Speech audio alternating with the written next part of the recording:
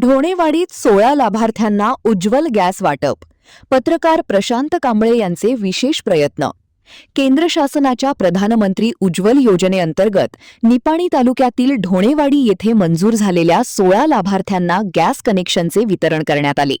आमदार शशिकला जोल्ले व माजी खासदार अण्णासाहेब जोल्ले यांच्या मार्गदर्शनाखाली माजी ग्रामपंचायत सदस्या सरोजिनी कांबळे यांच्या प्रयत्नातून 16 लाभार्थ्यांना या योजनेचा लाभ मिळाला.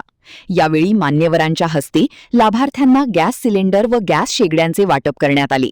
यावेळी बोलताना सरोजिनी कांबळे म्हणाल्या की केंद्र शासनाच्या या योजनेमुळे ग्रामीण भागातील महिलांना धूरमुक्त स्वयंपाकाची सुविधा उपलब्ध होणार असून त्यांच्या आरोग्याचे संरक्षण होण्यास मदत होणार आहे.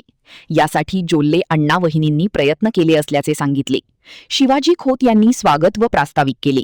या कार्यक्रमास सखाराम नागराळी, करियाप्पा गावडे, सतीश कळवे, पिंटू जमादार, वैभव कांबळे, प्रशांत कांबळे यांच्यासह ग्रामस्थ, महिला लाभार्थी व मान्यवर मोठ्या संख्येने उपस्थित होते.